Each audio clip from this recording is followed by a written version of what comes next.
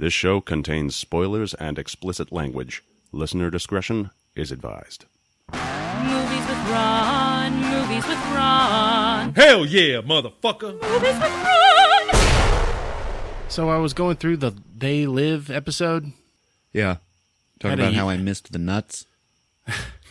There was a lot of nut punching, and he left it out. It wasn't nut punching, it was nut kneeing. I thought about recording something and throwing it in there. Hey folks, it's Chris. Ron forgot to leave out. Yeah. They punch each other in the nuts about 10 times each. That is not true. But it's like knee-driving nut hits. Yeah. It's like, oh, Jesus. It was actually all Keith David doing it. He just does it to Roddy Piper like 18 times. Keith, you fucker. I'm sorry that I forgot it. I had a eureka moment while editing it, though. And I had to write this down. All right, here it is. Roddy is relieved when he puts on the sunglasses. Mm-hmm. Make any sense? Oh, yeah. So far? Yes. Yeah. He can let go of false beliefs and his perceived place in society. Yep. Like class system no longer matters. Yeah. Thank God. Basically, it's okay to start shooting people. Yes. But more importantly, it's okay to take risks and die doing them. Yeah. That's part of the freedom. But taking out the aliens by himself does not work. He recruits his only friend, Keith David, and that's all it takes to want to join the larger rebel community.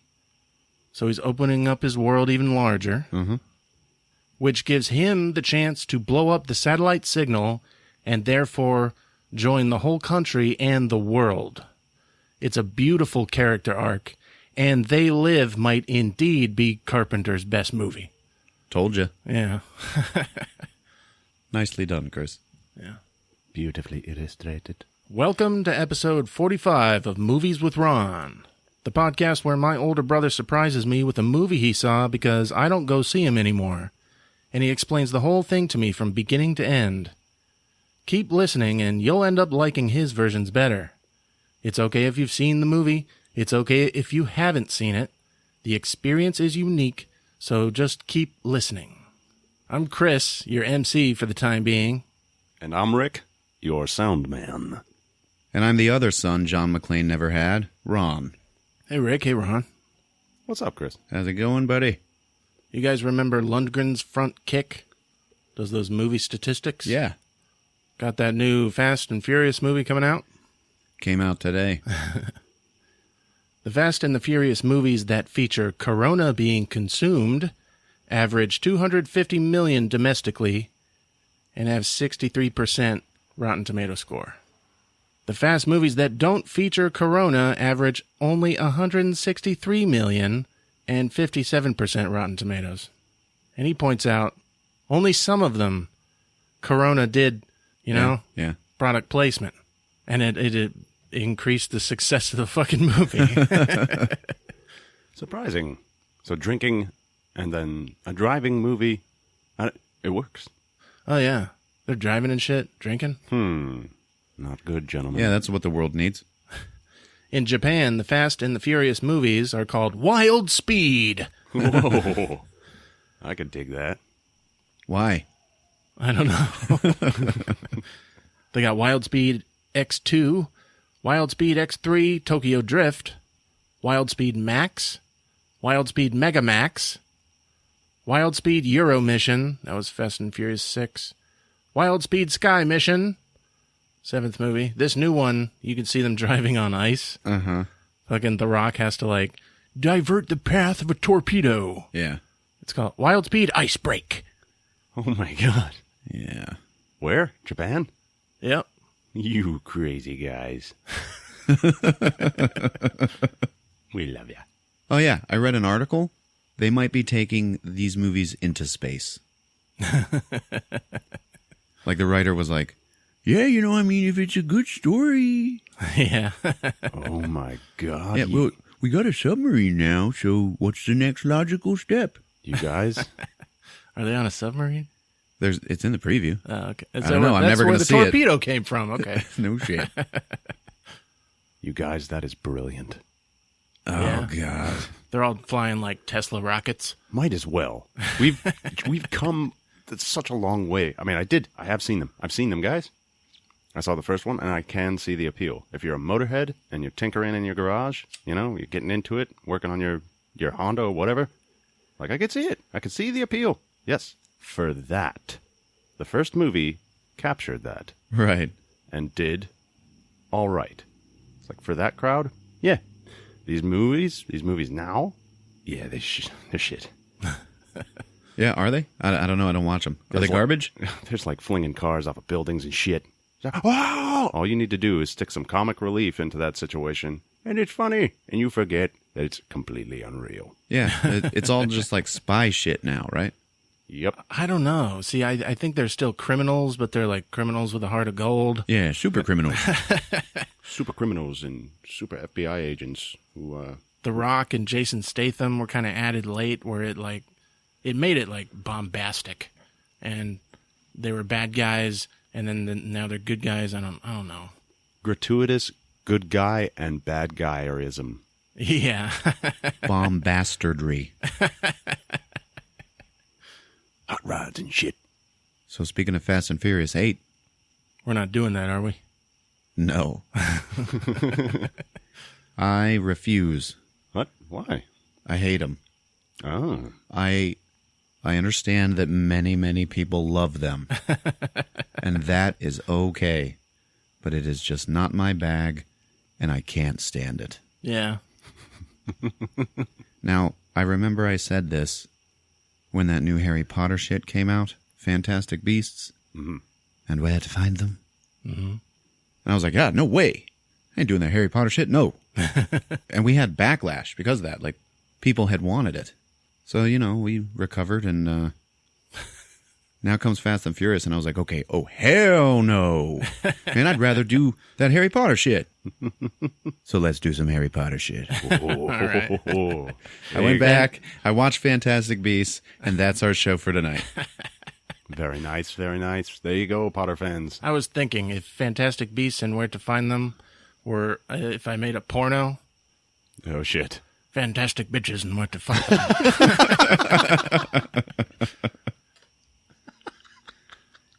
Okay.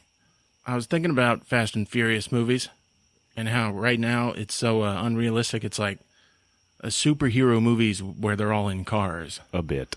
Yeah. Oh, yeah. And then I was thinking, oh, we need a superhero movie where they're all in cars.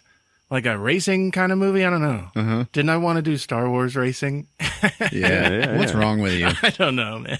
What? Oh, wait. What's wrong with that idea?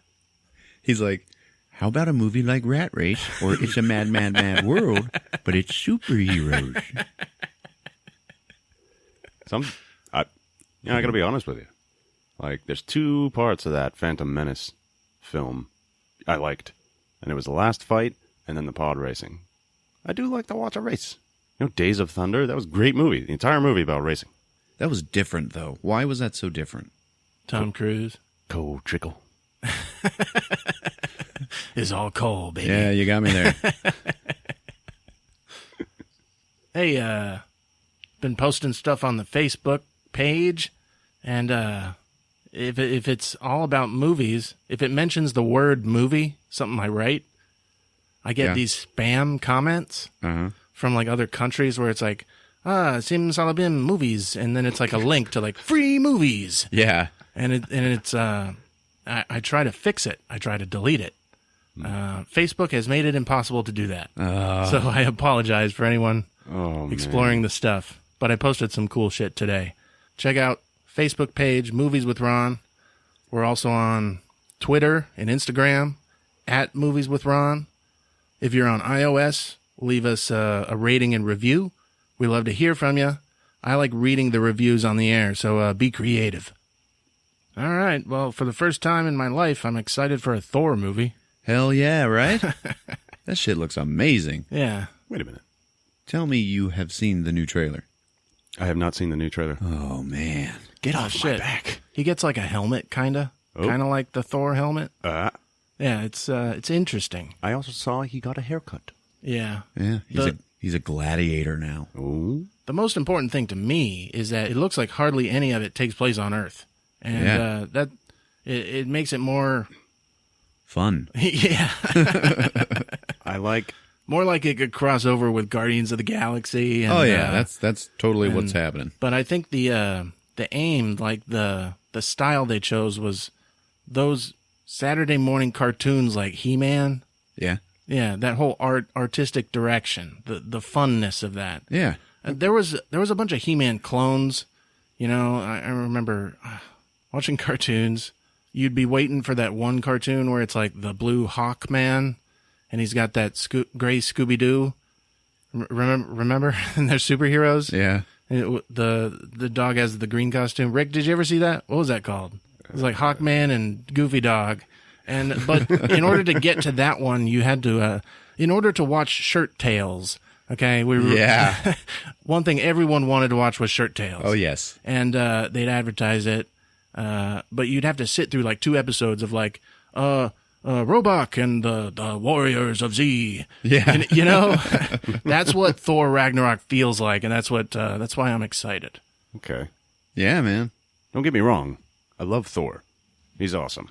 I want more of that scene in the first movie where he picks up the cup of coffee, drinks it, and goes, "This drink, I like it," and throws the cup on the ground and goes, "Another." That was a good scene. It's been very heavily memed. I want more of that. What is this? Because he's such a god. He's a pretty good Thor, I think. Yes, he is. Is he? He's a god, right? Is that what they call him? Or is it like God of Norsemen or something? It's like He's the god of that's thunder. why we Okay. call him the God of Thunder, but like he's just an alien. Yeah. Oh my god. Okay. On his planet, he's just a guy. I am sorry, Marvel fans. People have powers. I don't know. I sound like a noob. Is she a god? If somebody asks you if you are a god, you say yes. There's only one God, Rick, and he doesn't have a cape. What's that line? It was the most badass line from Avengers. Does Captain America When said Captain it. America's on the plane, and then he just jumps off like a motherfucker. Like, Ooh, okay. it's a badass moment. Okay. Black Widow's like, "Careful, Cap. These guys are basically gods." And he goes, "There's only one god, ma'am. I'm pretty sure he doesn't dress like that." Yeah. Hey, let me recommend a movie. Okay, do it. Tampopo. Yeah, okay. There's a famous YouTube guy called Babish.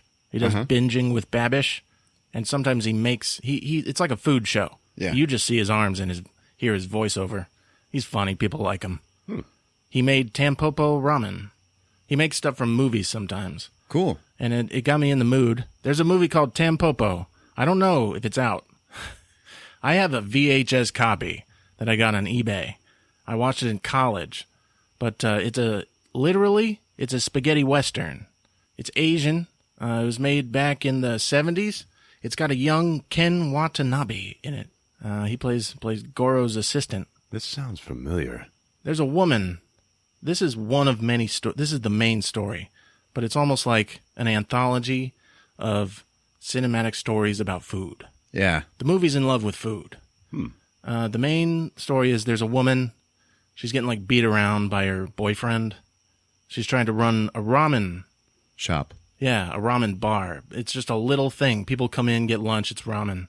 You throw noodles in. But it turns out that there's like a secret, awesome way. It's like she's trying to figure out how to make the perfect ramen. And then this dude named Goro rides in on his big truck, you know, and he's got a hat, but you can almost imagine him as a cowboy riding in on his big horse. Yeah. You know, he kicks ass. He beats up the abusive boyfriend, and he's like, "Honey, I'm going to teach you how to make the best ramen." Oh, yeah. And it's this journey that they take of trying to make good noodles, and it's a fucking kick-ass movie. Yeah. It actually has a 100% on Rotten Tomatoes Wow. and a 7.9 on IMDb. Oh, wow. It's called Tampopo. One of the other stories is there's a gangster, and it's a sex scene, but Yeah. there's no nudity. It's a sex scene where this gangster takes a raw egg and cracks it over his mouth, and it's in his mouth, and he's got his his loyal, hot little gangster girlfriend with him. And it's this, the like porno music's playing, and they are exchanging the raw egg between each other's mouths. Yeah, the yolk. Yeah, and The they're just unbroken yolk. pouring it among each other, and it's like a food sex scene. Whoa. Yeah, man, it's weird. Yeah, yeah. You got to watch this movie. It's called Tampopo. Yeah. It's got Ken Watanabe in it from fucking Inception and Godzilla. Awesome ending. Check it out, people. An egg? Like a raw egg? Yes. Yeah. The point is not breaking the yolk, you know? So you got to be gentle. It looks like it's available on YouTube in like split up into multiple parts. Okay, cool. All right. I'll watch it. There's a scene where a dude's got like a toothache. And I've never done this. I've had like root canals before, but they're drilling into him, and then something like cracks and pops, and it's like an infected part of his gums, and it stinks. And all the dentists are like, oh my god! and then it just cuts to the next shot, and it's that dude who was getting his mouth worked on, and he's eating an ice cream cone. Yeah. And it's like, oh, just this artistic shit around food. It's I love that movie. Yeah, it was good.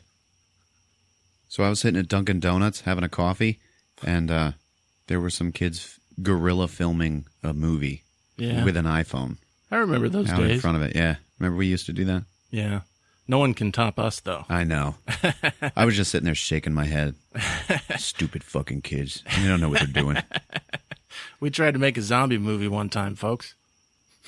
It's right there up top. Yeah. It's got the yolk picture. I'm sorry. I'm sorry. Go on. And these actors that were walking around doing stuff, like one of them was like smashing a donut into some dude's face, and then they were spilling coffee all over the sidewalk, like over and over. Yeah. And it was like pissing off the staff. And these actors are just wearing all black. Black t-shirt, black jeans. Just like that dude in those Phantasm movies. And I was like, God damn it. Why do all amateur actors who are in control of their own wardrobe, they choose all black? Like, well, because I want to look cool.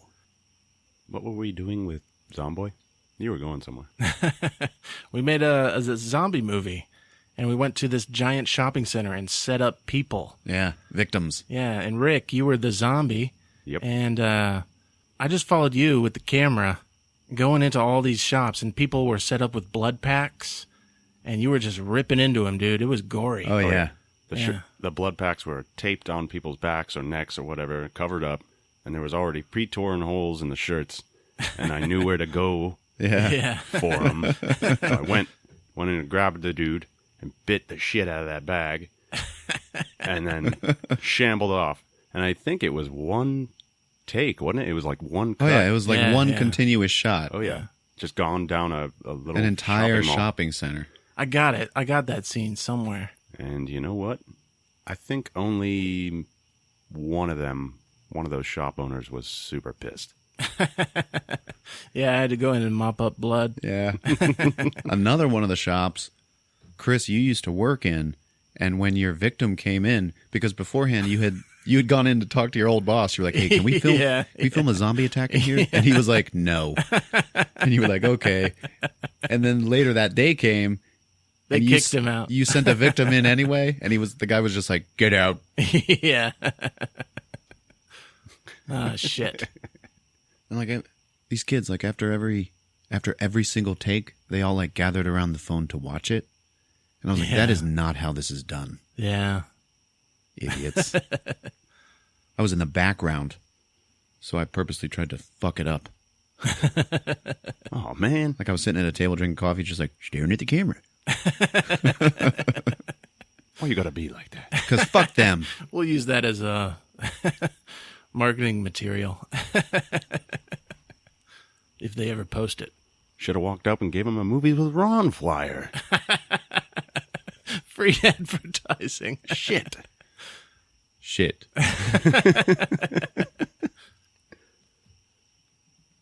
Phantasm. Phantasm 2, the ball is back. Phantasm 2, The balls are black.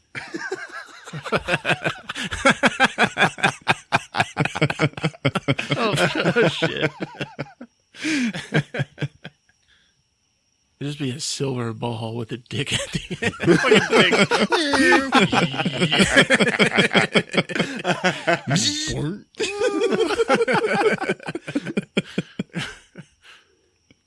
Getting drilled. You'd have the dude in like a green suit. All your shots would have to be stationary. But you could do it where it's just a silver ball. If you don't know what we're talking about, watch the Phantasm 2 episode. Or listen to it. There you go. Oh, Fantastic Beasts and Where to Find Them. You guys ever seen this? No. I have. Really? You like it? It was, I'm not a fan of the films, but yeah, it was pretty good. I'm not a fan of the films either. Well, yeah, actually, I did enjoy it. For its supporting actor, Dan Fogler. Who's that? You don't know who Dan is? You don't know Dan? Everybody knows Dan. He was from Balls of Fury. Oh my God. Okay. Yeah, that was him. The main dude? Yeah. Okay.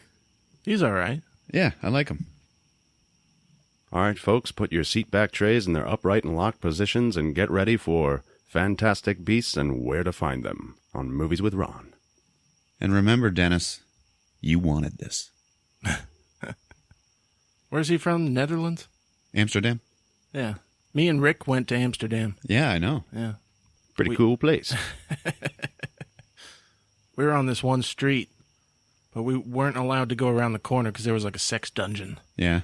And it had this big mural of this like woman with tits and S&M Uh-huh. gear. And I remember like kind of seeing it and being like, whoa, Amsterdam. Yeah. So, I'm fairly sure there is a lot more to Amsterdam. Yeah, nice place. Nice place. Pretty cool. it's got Dennis. That's what's important. Oh, yeah. Fuck yeah. All right, so we got the Warner Brothers logo and then dee-dee-doo-dee-doo-dee-doo-dee-doo-dee-doo. Harry Potter shit. And then it goes, Fantastic Beasts and Where to Find Them. Most popular ringtone of those fans. Ah, yes. So then real quick, we see a bunch of people standing around somewhere, and then all of a sudden they get attacked by this big invisible monster. They're all blown away. And then this dude like stands up, but his back is to us, and he's got bleach blonde hair. And then it just cuts away to the opening credits, which are all like newspaper headlines talking about, I don't know, fucking Hogwarts and magic shit.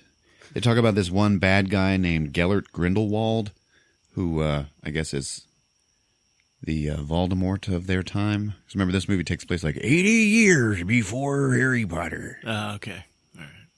So he's a big bad guy and he's spreading fear. So then it cuts to like a steamship coming into the New York harbor. And then on the ship, we see sitting there with a little suitcase, our main character of the movie, George fucking McFly. Played by Eddie Redmayne. Thank you. It is who that is. Oh, yeah. Okay, so he's coming to America. He's at the customs with his suitcase, and it's like bumping around because he's got Fantastic Beasts inside of it. Yeah. And they keep trying to get out. He'll like talk to it. Settle down now. Settle down. And the custom guy is like, any fruits or vegetables? He's like, no. Any livestock? Because the case will sometimes, like one of the latches will like pop open. Because stuff's trying to get out. Uh-huh. That happens. And he's like, no. The guy's like, let me see it. He pushes a little button and it says, Muggle-worthy. Guy opens it up and it's just like shirts and ties and a dildo. No. And the guy's like, okay, go ahead.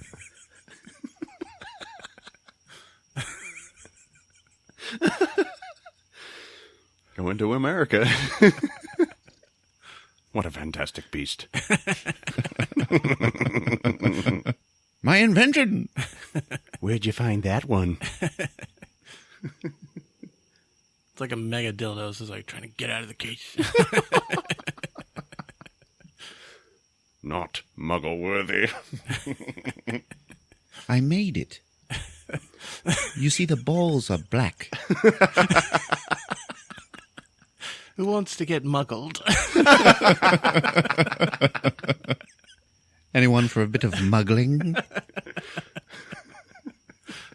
You, sir. All right, so then it cuts to like this broken down building that's all been destroyed. And there's like a cop there, and then there's a witness. And the witness is like, oh, it was a ghost. It was dark. It was like an unseen force. And the cop's like, yeah, great. That's cool. You're an idiot. And he's like, oh, no, I saw its eyes. And the cop says, it was invisible, but you saw its eyes. Yeah, okay. And then we see Colin Farrell. He's looking very serious. And sexy. Fantastic haircut. He did have a good haircut. Mm-hmm. So he's like listening to all this, and he walks away. Very serious and sexy. Then it cuts to George McFly, and he's on the street, and he is listening to some demonstrators called the Second Salemers, who are on a witch hunt for witches. Mm-hmm. Mm-hmm. Oh, yeah. He's standing there listening, and while he's doing that, Dan Fogler, whose name is Jacob, stumbles by, and he's going into the bank, and he ends up bumping into George McFly. And his suitcase hits the ground, and we can hear that something has escaped out of it. And it goes over, and it's like stealing a bum's money. It's weird. George notices this, and then he runs into the bank to go after it. In the bank, we see what this little thing is, and it's like a hedgehog crossed with a platypus. And it is scurrying around, stealing people's money and jewelry, and stuffing it into a pouch in its gut. So George McFly is like trying to find him, and there's this weird chick watching him. And this bank dude's like, "Can I help you, sir?" And he's like, no, I was just waiting. And he goes and he sits down in the waiting area right next to Jacob. Jacob's like, hey, what are you doing here? Oh, same as you. You're here for a loan to open a bakery? Yes. And Jacob's like, oh, shit. Well, may the best man win, I guess. He's like, yes, quite.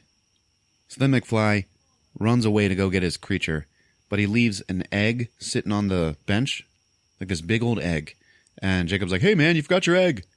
The guy just runs away. Right then, Jacob gets called into his meeting with the loan officer, who is an asshole. Mm-hmm. Jacob, I might add, is carrying a suitcase not unsimilar to George McFly's. Okay. But it's full of donuts and pastries so that he can show his wares. Yeah. So the Human Torch was denied a bank loan. So McFly's running around looking for this creature, and Jacob's still holding the egg, and he's like, it starts hatching. He's like, hey, Mr. English guy, your egg's hatching. McFly turns around, sees it. He's like, oh. And then he uses his wand to make Jacob, like, fly towards him. As soon as he hits him, they, like, disappear in some magic transport. I don't know. They look like they, like, fold up into a ball and disappear. Okay. So now they are down in the bottom of the bank, in the vault, where he finds the hedgehog thing. In the vault, opening up all the boxes and just stuffing himself full of gold. It's weird, man. The asshole bank manager shows up, and then George freezes him with magic. He empties out the hedgehog's pouch, and then transports himself with Jacob outside. Jacob is like, oh my god. He's like in total shock as to what has just happened. Oh. And he's like, what's going on? And he's like, please, I have to erase your memory. If you'll just stand there quietly for a moment. And he's like, yeah, sure. He picks up his suitcase and then hits George McFly in the face with it and runs away. Right then, that weird chick that was watching George runs up and grabs him and teleports them to another fucking place. I don't know. And she is some sort of wizard police. Yeah. And he was just like showing magic around in front of muggles and stuff. So she wants to know what's going on. And she's like, hey, did you at least take care of the no-mage? Did you wipe his memory? And he's like, oh, no-mage? What do you mean no? Oh, what's that? And she's like, yeah, come on, no magic. Non-magic users. And he's like, oh, we call them muggles. Yes. This guy is so weird looking, man. Don't say that. Is that why you cut out my thing about the lady in They Live? Where I called her the ugliest person in the universe? Yeah. Why? That was funny. That would have killed. It wasn't funny. It seemed mean. Oh, It's look. like, Hey, Rick. you guys... Look who cares about being mean. No. You guys set this up like, in the episode, like, the only woman in the movie. And then you called her the ugliest woman in the world. I Yes. felt it deserved a little fairness. You suck. All right, so Tina works for the Magic Congress of the United States of America, or MACUSA. And he didn't wipe the memory of the dude, so she's like, oh man, that's a Section 3A, I gotta take you in. So she takes him into the MACUSA headquarters. And inside of this building, it's like fucking huge, impossibly huge, because of magic. Uh-huh. And like instead of shoe shiners, there's little elves that are like polishing wands for money. And all these little goblins and elves or whatever they are, they're all walking around with like New York accents. So then we cut to the president of the magic people. It's a lady, and she's talking about how this invisible force that's causing destruction in the city needs to be stopped. Colin Farrell is like, it's a beast. No man could have done this. Right then, Tina brings George McFly in, and she's like, hey, I got something here. And then the president's like, Tina, we told you. You're no longer a magic detective. She's like, yeah, but this guy caused a minor. She's like, well, we're interested in major stuff. So go on, go. And then Tina just walks away with her tail between her legs. Uh-huh. So she goes back to her department, which is wand permits. So she used to have a good job and has now been, like, sent to the mail room. Okay. Yeah. She learns that George McFly is writing a book about fantastic beasts, magical creatures. She's like, so we can kill them? He's like, no, it's about why we should be protecting these creatures instead of killing them. And he's super awkward when he talks. Yeah. So he's a fucking animal nerd. Tina gets in trouble with her boss. Colin walks in. She's like, hey, this guy has this crazy-ass creature in his case, and it caused a bunch of trouble in the bank. Colin's like, well, let's see it. They open it up. Donuts. Oh. Yeah. Hey, George McFly is like, fuck. Yeah. So then we cut to Jacob, who just got denied his loan, so he is like depressed as hell. So he goes home, opens up the case, and unleashes a bunch of fantastic beasts. One of which looks like some, like, I don't know, squid pig, and it like jumps on his face and bites him, and he falls down. I guess you can see a few creatures escaped, and one of them is invisible, and it starts breaking stuff, and like crashes out of the apartment, breaks the wall out and everything. It's major damage. Uh-huh. So then we cut to the lady who was in charge of the witch hunting, the second Salem lady. So she's in her house, and she feeds homeless kids in return for them passing out flyers on how to kill all witches. Psycho. So she's there, and she's weird, and she's got a son who is like creepy as fuck. He's like, I don't know, maybe 20 or something. And he does not have a good haircut. No. And he has an equally creepy little sister. And she's like doing hopscotch, and she's saying stuff like, burn the witch, kill the bitch, stuff like that. It's weird. So, cuts to George McFly and Tina, and they're walking down the street. And then this giant fly monster that obviously came out of his case, like, buzzes by him. And George chases after it. They go around the corner, and they find Jacob's apartment building, which is like completely destroyed. George is ahead of her, and he runs upstairs, finds him, Jacob, who is like slumped over in the corner, and he just like pulls out his wand and then fixes the whole place before Tina can even get up there. He also finds his suitcase, which is wide open, and he sits down and closes it. She comes in and catches him doing that. She's like, "Oh my God, was it open?" And he goes, just a smidge." So at this point in the movie, you realize that George McFly is a real stupid asshole for having these animals with him at all on this trip. Yeah. All right, now she was like, "What are you even here in America for?" And he was like, "Oh, I'm here for a birthday present. I'm going to buy one."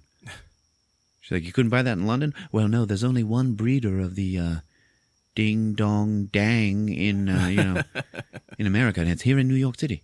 She's like, "Well, we outlawed magical animal breeding, so that guy got shut down." And he's like, "Oh," with his weird face. So Jacob wakes up, and they find the squid pig that bit him.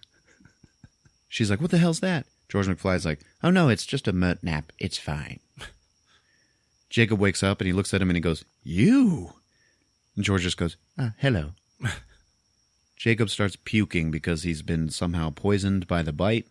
George is like, "Yeah, I guess that is a pretty severe reaction, but it's not as bad as some, She's like, "Why? What else is there?" And he's like, "Well, he would have flames coming from his anus." And I was like, fucking J.K. Rowling. This is still better than Harry Potter. I'm making it better. Tina's like, "Man, don't you know anything about America?" He's like, "Yes, I do know that your laws about the nomads is, you're not allowed to socialize or fraternize with them, and I feel that that's pretty, archaic and bullshit." So there's like segregation going on. Yeah. Jacob's like, "I am dreaming, right? That's what's happening here?" She's like, "You're both coming with me," and then they teleport away. As they do that, there's a picture of his grandmother on the wall, whose recipes he was using for his donuts. That falls off, and behind it, in the wall, is the Niffler. He likes to steal the gold. Left behind. The Niffler. Niffler. I'll give you a Niffler. And we see some more shots of some invisible creature running through the streets. And it's like stealing stuff, like candy from kids, and running away. And it's taking things into this building. We just see the building from the outside, but we can tell that there is a large bird inside. You just see a window with like a giant feather in front of it. Yeah. So then it cuts to the Salem family. They were called like Bare Bones or Knuckle Bones or something. And they're touring the newspaper building. And this guy is like, "Yeah, this is where we do it. This is where we write the papers and everything." And he takes her and her two kids in to meet John Voight, who is the newspaper man, the magnate. And he's like, "Hey, Dad, this crazy lady here, she's got a really big story. Witchcraft. And she's not charging for her story." And he's like, "Well, then it's bullshit. No one gives anything away for free." "Well, we just want your influence, sir. We just need to get our story out." And John Voight's like, "I'm talking to your brother. He's running for Senate. Just leave us alone. Get these people out of here." And the senator looks at him and he's like, "Take your freaks with you." Because the kids are all like, "Creepy." So he's an asshole. So Tina takes Jake and George McFly back to her place, where they meet her sister, Queenie. Jacob is instantly in love. Mm-hmm.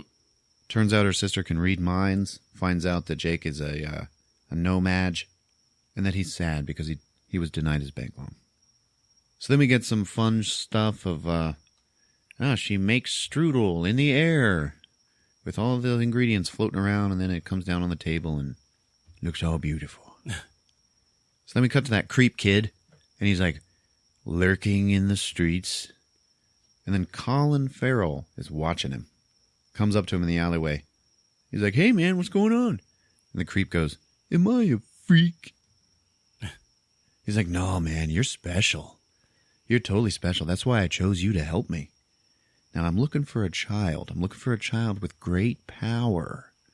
Okay? You got to help me find it." And he's like, "Yeah, okay." Cuts back to dinner. Queenie and Jacob are flirting because they really like each other. Now, Queenie and Tina, again, are magic users. Okay? It's illegal for them to be fraternizing with Jake. Mm-hmm. So they're all breaking the law. So Jake and George have to sleep there. They're about to go to bed. Tina brings them in some hot cocoa. Queenie's smiling at Jacob through the door. And then they shut the door.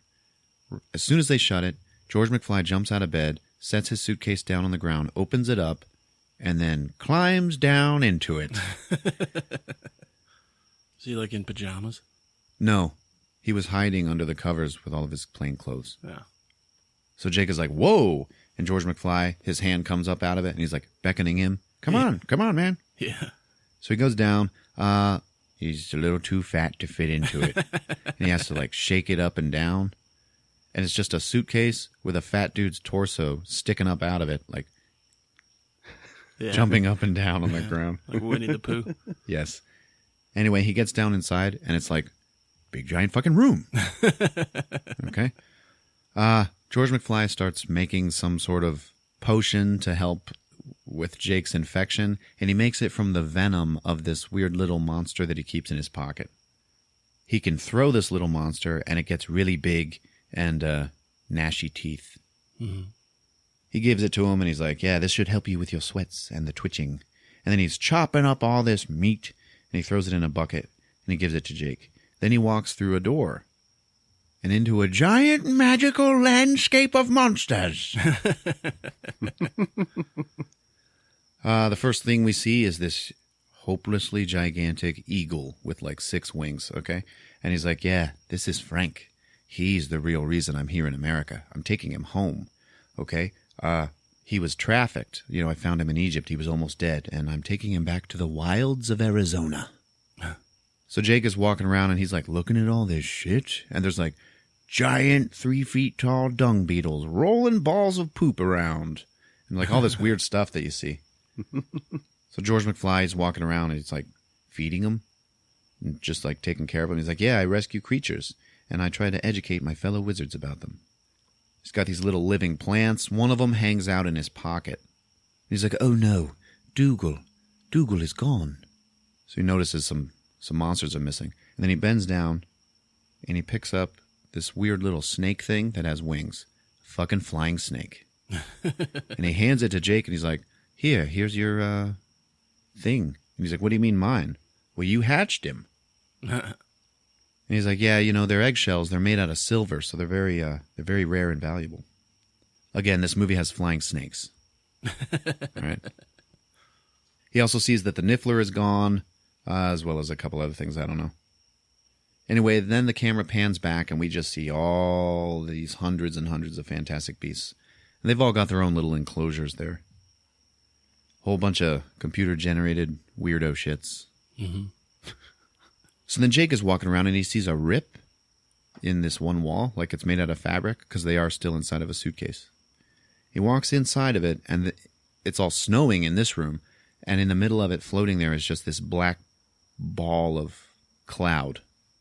And he walks up to it, and George McFly comes in. He's like, step back. I said, step away. It's dangerous. Well, what is it? It's an obscurus. And it's really dangerous. It can kill people, whatever. I took this out of a little girl, and she ended up dying. He's like, now I have to go and find the ones that are missing. Have we seen how he puts them in the case? No, not yet. But it turns out it's not that special. He can just open the case and touch them to it, and they'll suck into it. Oh. So he's asking Jake, if you were a giant rhino monster that wanted to hang out on plains or whatever, where would you go? And Jake's like, I guess Central Park? So he's like, okay, so where's that? Why don't you help me? Why don't you help me find them? And he's like, no way. Okay, well, you can go back upstairs and hang out with them, and they'll just wipe your memory. And Jake's like, okay, I'll help you then. So then it cuts to the creepy kid, and he's at home. Or he just gets home. And his mother is up waiting. It's dark. She's like, where have you been? Take off your belt. He gives her his belt, and then she just beats the shit out of him with it. Jeez.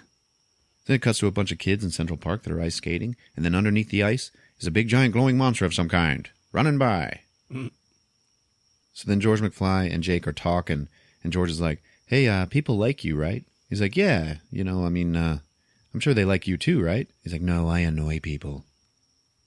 And he does. They talk about how they used to fight in the war, and George is like, yeah, I worked mostly with dragons. They end up finding the Niffler, who is just hiding in a jewelry store.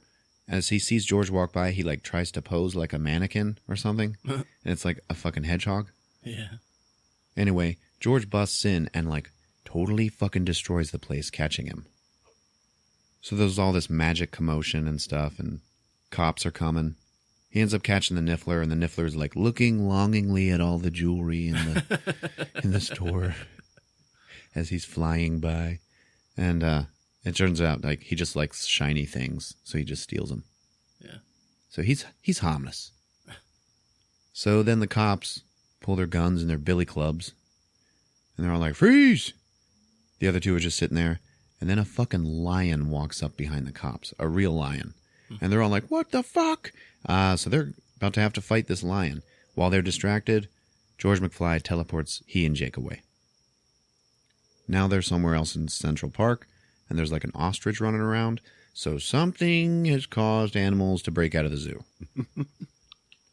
Got to be something pretty big. So George McFly makes Jake put on a helmet and some armor. He's like, really? You're not going to need it. It's just in case.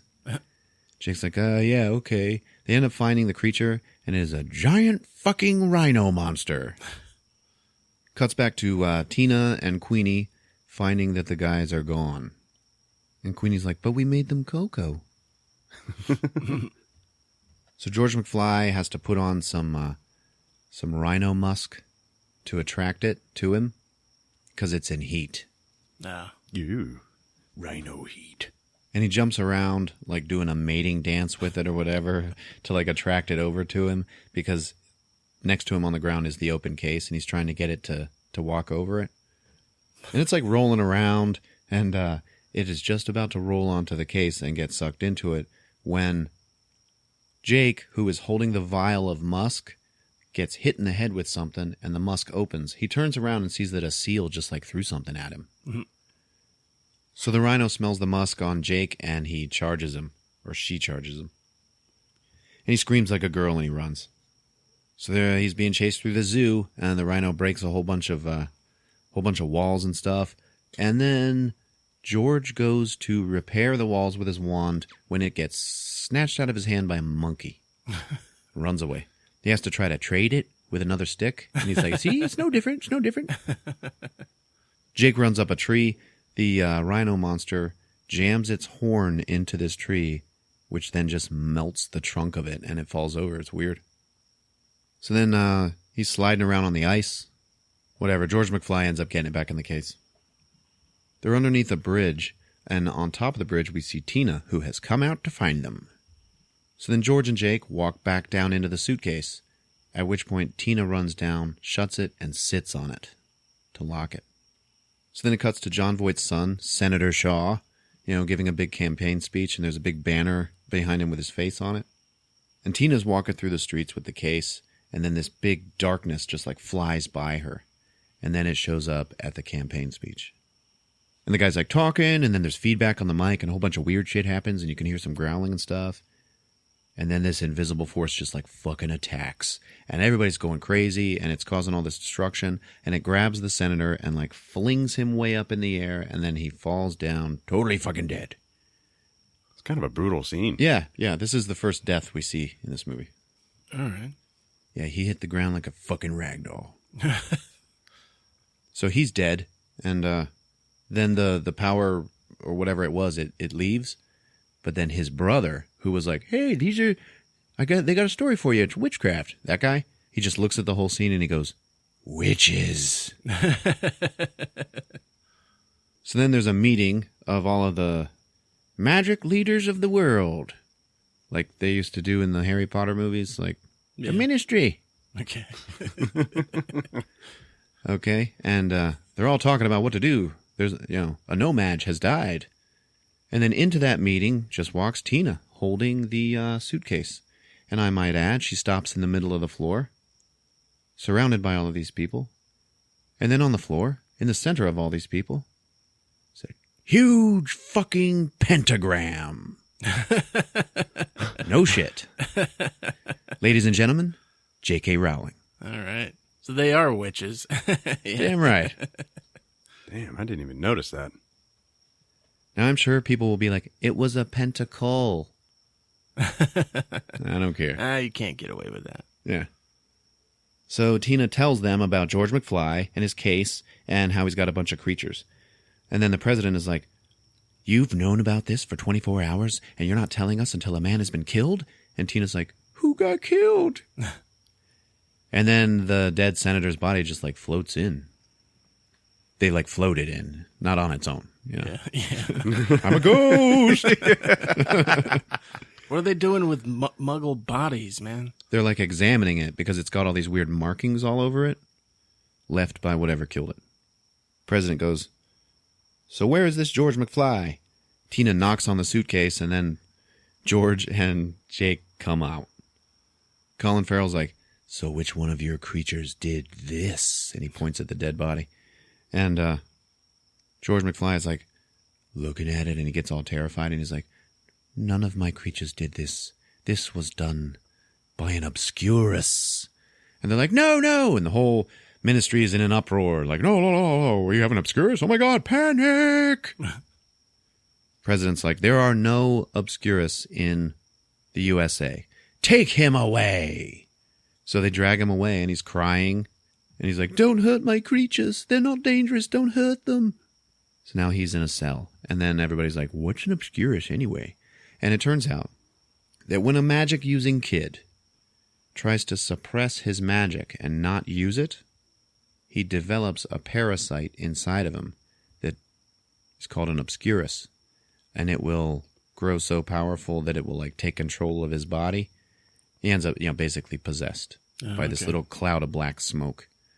And they usually don't live past the age of 10. And he talks about how he pulled an obscurus out of a little girl like 2 or 3 years ago, and she ended up dying. She was 8 years old. It's a pretty sad story. So then Jake is like, so Senator Shaw was killed by a kid?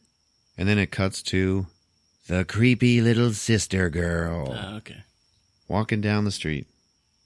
So back in jail, Colin Farrell is he's interviewing George McFly, and he's like, yeah, I heard you got expelled from Hogwarts. And when you did, one of the teachers there, they really argued against the expulsion. Why does this Dumbledore like you so much? And he's like, I don't know. I really don't. And he was expelled for like endangering lives because of creatures. Yeah. It's like a thing, okay? So Colin then accuses him of trying to use these magical creatures to expose the wizarding world to all of the no-mages and muggles so that he could provoke a war. All right? Now, we also know that somebody else who's trying to provoke war between the two sides is this Gellert Grindelwald. All right? Remember from the beginning of the movie. Spreading fear. Yeah. So George is like, I don't work with him. And then Colin's like, oh, really? So why do you have this? And then he pulls out the obscurus that George had in his suitcase. And he's like, no. That came from a little girl, and she died. It has no host now. It's harmless now. And then Colin's like, so it's useless? And then George McFly just goes, useless? That's a parasitical magic force that killed a child. What on earth would you use it for?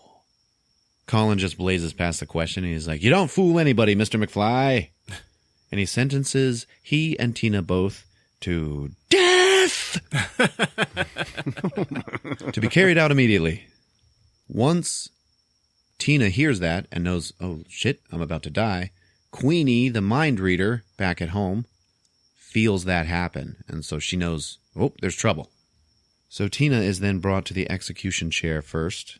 And this lady nurse magic person sticks a wand to her head and then like extracts a memory and then throws it into this pool on the floor underneath the chair.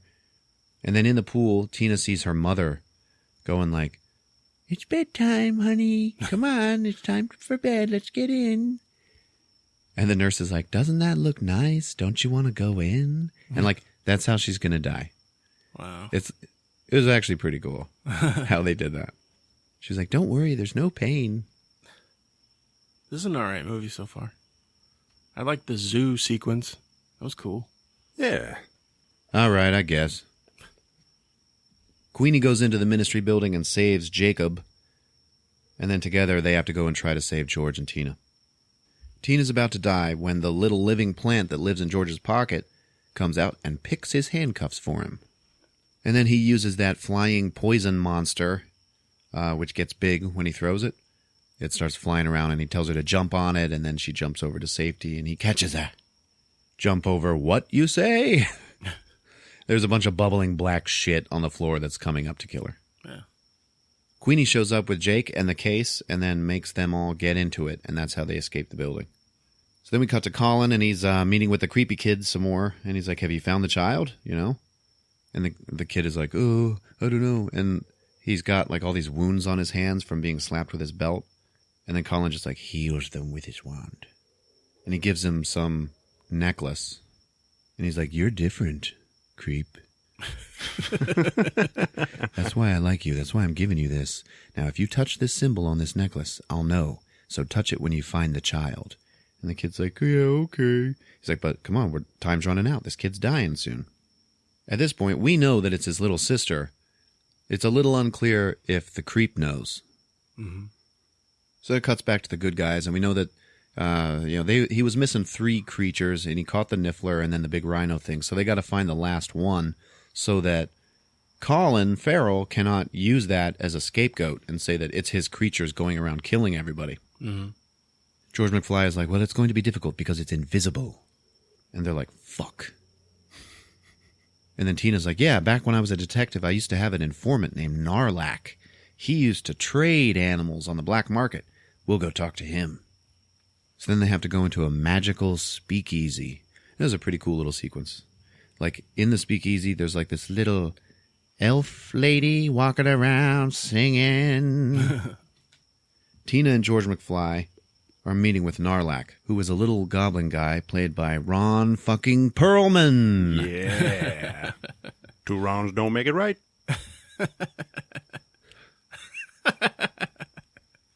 So in order to tell him where any information that he knows, he wants to be paid. And George McFly has to, like, try to give him some trinkets and stuff. He's, no, I don't want that. I don't want that. Hey, is that one of those living plants in your pocket? But it's like George's friend. Yeah. So he's like, you can't have him. He's like, well then, fuck you. It's like, wait, okay. He's like, those pick locks, right? Yeah, I want him. He's like, okay, you can have him. So he gives him to him, and he's like, all right, go to 5th Avenue. I hear there's some commotion over there. Then George McFly's like, oh, hey, yeah, okay, one more thing. You know that Colin Farrell guy? You know anything about his background? Like, who is he? And then Ron Perlman's like, yeah, you ask a lot of questions, kid. They're gonna get you killed. And then right then, there's a fucking raid on the speakeasy. And all of these Makusa come in. Because Narlac tipped him off. Because he's a dick. Huh. Anyway, in the commotion, I guess George McFly was able to save his plant. Got it back. Huh. Oh, and Jake punched Ron Perlman in the face. Go, Jake. Yeah. So then it cuts to the creepy kid, whose name is Credence. And he's at home, and he finds a fucking wand under his sister's bed. And he's like, holy shit, what is this? And she's like, oh, it's just a toy. It's just a toy. And he's holding it when the mom walks into the room. So it's like, yeah, great. So she takes it, and she breaks it. And she looks at the creep, and she's like, take off your belt. Oh, shit. Yeah, it sucks, man. And he's like, Ma, no. And she's like, I'm not your ma. And he's like, what? And she's like, your mother was a wicked, unnatural woman. So, like, she just found him on the street and adopted him. Yeah. And, that's what she does. Like, even the little girl is adopted as well. Mm-hmm. So then the sister runs up and she's like, hey, the wand was mine. And the mom was like, oh, no. You're not covering for him. I'm going to beat his ass. And then a magical force knocks the belt right out of the lady's hand. And she's like, what the fuck? So she goes down to pick up the belt, turns around, and gets killed by the fucking Obscurus. Damn. What's it look like coming at her? a big flood of black smoke that moves around real fast. All right, so it cuts to the good guys, and they are hunting the last little monster called like a demiguise or something. And he's this little white fucker. Looks like a sloth, okay, but he's like fast. And he's the one who is invisible. And they track him into this building, and he keeps taking trinkets and stuff and giving it to something that's in there with him. And they're like, what's he doing? And George McFly is like, oh shit, he's babysitting. I must have lost count. Okay, I guess I'm missing one more. And it turns out that the little white sloth guy is babysitting a giant fucking flying snake in this building. And you're like, why the hell is it so big? Because he had all those little ones, you know, in the suitcase. George McFly is like, oh, it grows to fit available space. Oh, man. Anyway, something happens and it scares it, so then it starts attacking and stuff, and it's all scared and panic, and they all have to, like, somehow capture this giant thing. And it's huge, man. Does it just look like a dragon? It looks like a snake with a bird head. No. It's a dragon. So then there's this big sequence, and whatever. They perform a dangerous capture with a roach and a teapot. That's it. Just saved us fucking 15 minutes. I think it was like for food. That's it. It eats the roach? Yeah. So they catch it. Yeah, they catch it. Okay. They catch it in a teapot because it'll shrink to available space as well. Ah, there you go. They bait it in there with the roach. Fine, you got me to do it. All right. Tina's like, all right, tell me the truth now. Was that all the monsters from the case? George McFly's just like, yes.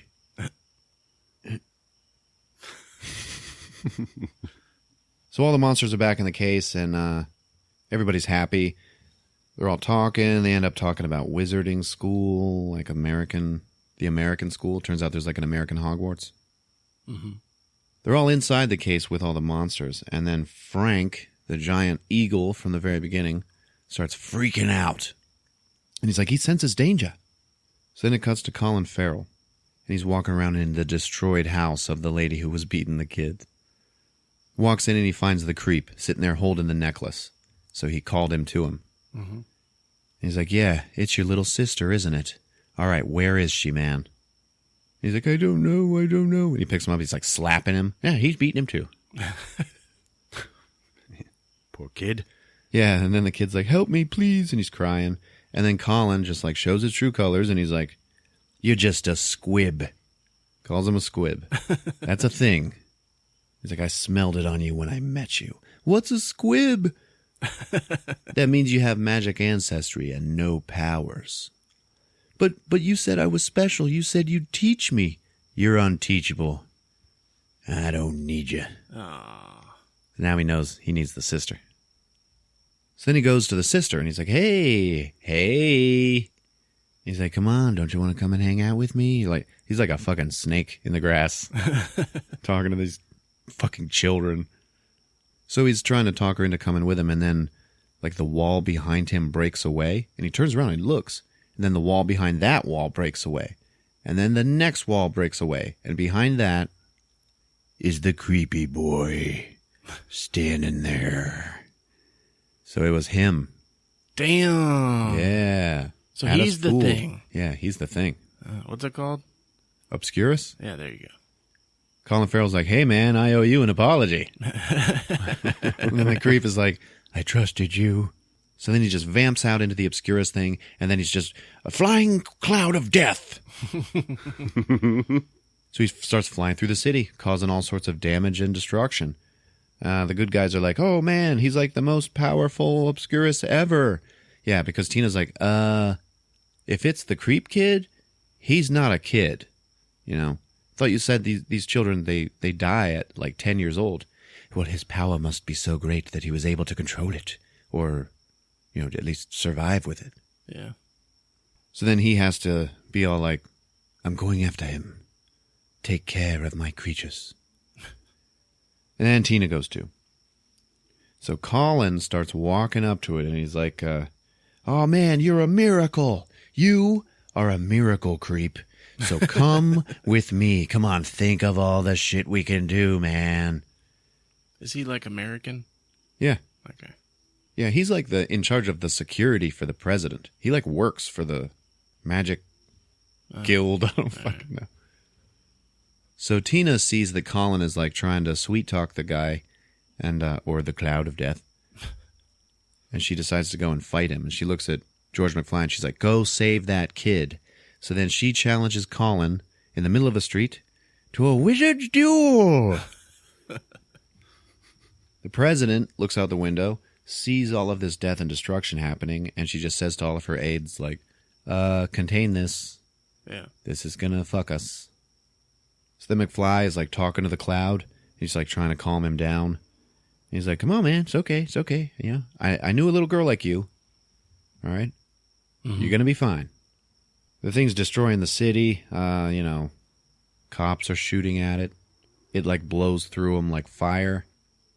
So as McFly's talking to him, you know, telling him his story and kind of getting somewhere, the thing starts trying to go back to human form.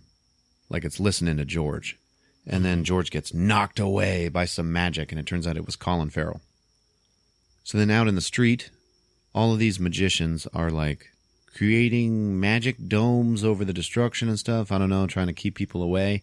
John Voight sees all of this, and he is like, oh, you motherfuckers, I am going to expose you. It's witches. And he's telling everybody, take some pictures, take some pictures. Cuts back to Colin Farrell just like magicking the shit out of George McFly. Just like beating him to death with magic bolts from his wand. Yeah. Right then, the death cloud attacks him, and he just looks like a fucking flood of black death. They're like in a subway system now, so it's like splashing up on the walls and stuff. It's really cool looking. Every so often there is a giant face in the cloud, like in the fucking Mummy. Tina starts talking to the cloud. She's like, hey, this guy's using you. And then Colin's like, nah, man, I just want you to be free, baby. Come on. So then the president and her guards, they shoot at the cloud, and it ends up killing the kid. Oh, yeah? Yeah, he just falls dead. Oh. Or like blows away into smithereens. It's weird. Colin Farrell is like, no, you fools. President's like, he was killed on my orders, so, screw you, Colin. And he's like, no. Yeah, he was killed on your orders because you just want to contain all the magic, okay? You want to contain it so the no mages can't see us, so they don't know we exist. And I'm asking you, and I'm asking all of you, who does that law really protect? Us or them? And so it turns out he's a anti-no-mage, and he wants all the magic users to take over. Yeah. He's like, I refuse to bow down to them any longer. So he starts like throwing magic bolts at everybody, and everybody's fighting and stuff. And then George McFly uses his flying evil little monster from his pocket to subdue him. And then he casts a spell, a Revelio spell. And once he does that to Colin Farrell like turns into his true form, which is a guy with bleach blonde hair like that first shot in the movie. Yeah. And then the camera pans around and we see his face, and it's fucking albino Johnny Depp. I forgot he was in this movie. And then, Johnny Depp looks at the president and he's like, do you think you can hold me? And she's like, we'll do our best, Mr. Grindelwald. So he's that villain. And then they take him away, and then they all just hug. President is like, yeah, the whole city still knows about all this magic stuff, so we can't contain the whole city. I guess our secret's out. George McFly is like, I think we can do it. And he brings out Frank, the giant eagle. And he gives him a potion that he made from the poison of the fucking whatever. And then gives it to Frank. Frank flies up into the air, creates a big giant storm, and then disperses the potion through rain over the entire city. Oh, okay. Now, everybody in the city loses their memory of the past, day. While that's happening, all the other wizards are walking through the city, fixing the damage with their wands. Now wave it around a little. Then Frank flies off into the sunset. President looks at George McFly and she's like, we owe you a great debt, Mr. McFly. Now get your case and get the hell out of New York. And he's like, yes, Madam President. President turns around. She's like, oh, hey, is that Nomad still here? And they all look at Jake, and he's like, yeah. She's like, you know the law. No witnesses, not even one. Come on. You gotta wipe his memory, but I'll let you say goodbye first. So then, remember, they're all in the subway, so he didn't get rained on. Mm-hmm. So they walk up to the street just before he walks out into the rain, and they all say goodbye. Jacob's like kind of crying, and he's like, yeah, no, it's fine, guys. This is for the best, you know. I should never have met you in the first place, you know. It'll just screw things up, you know. I'm not worth keeping around. Why did you keep me around, George? And George is like, 'cause I like you. You're my friend. It's a very nice moment. Queenie, who really likes him, walks up. She's like, I'm never going to find one like you. He's like, nah, there's loads like me. He's like, no, there's no one like you. He's like, all right, I got to go. It's just like waking up, right? You know? Okay. All right, you guys. And then he steps out into the rain, and he starts like, little bit. Yeah, you can tell the process has started. Yeah. And then Queenie pulls out her wand, makes a little umbrella, walks out to him, and before he gets totally rained on, she plants one on him and kisses the shit out of him. Then she backs off and just leaves him in the rain. Oh. Yep. And then he comes to, just standing there in the rain, like, the fuck am I doing? He turns around and just walks down the street. Shows the next day he's leaving his job at the canning factory in a big crowd of all the other employees. And we see George McFly walking through the crowd, and he bumps into him and makes him drop his suitcase. And he's like, oh, excuse me, I'm so sorry. And then he turns around and he just keeps going. So then Jake bends down to pick up his suitcase and then can't lift it. It's so heavy. And then he opens it up, and inside are all of these silver eggshells. And he finds a note. And the note's like, you know, Jacob, you are wasted in a cannery. Please accept these silver eggshells as collateral for your bank loan to start your bakery. So then George McFly is now leaving town. He's getting back on his steamer ship. And he's got the case tied shut, which would have solved everything from the beginning. So Tina's there, and she's like, yeah, I'm back on the team. I'm a detective again. He's like, yeah, I guess I'm going to go back and write my book. She's like, oh, that's right. Fantastic Beasts and Where to Find Them. I'll look for it. And he's like, I'll send you a copy if I may. She's like, yeah, I'd like that. And then he touches her hair. Then he goes back on his ship. But then he stops and comes back. And he's like, I wonder if I might bring you your copy in person. And she's like, I'd like that very much. And he's like, all right, sex. So then he goes and he gets back on his ship. And then she leaves. Then it shows Jacob's new bakery. And it is open and thriving. Yeah. Inside the bakery, all of his donuts and pastries are all shaped like the different monsters from the movie. Like the little sloth guy. Yeah. And everybody's looking at him like, oh, wow, these are amazing. You know, Jake, where do you find your inspiration? And he's like, I have no idea. Then he turns around, and we see Queenie is in the bakery. Mm-hmm. She's come to see him, and she walks up to him, and he's just standing there like looking at her. And then she just smiles real big at him. And he sits there just staring at her for a minute. And then he smiles real big, too. And then the credits roll, baby. All right. That was pretty good. Yeah. Yeah, it was okay. Not bad. All right. You like what you hear? If you're on iTunes, leave a rating and review. Dad, I know you're listening. Where's your review? Yeah, Dad, what's going on here? All right. It's been fun. All right. Love you guys. Take care. Movie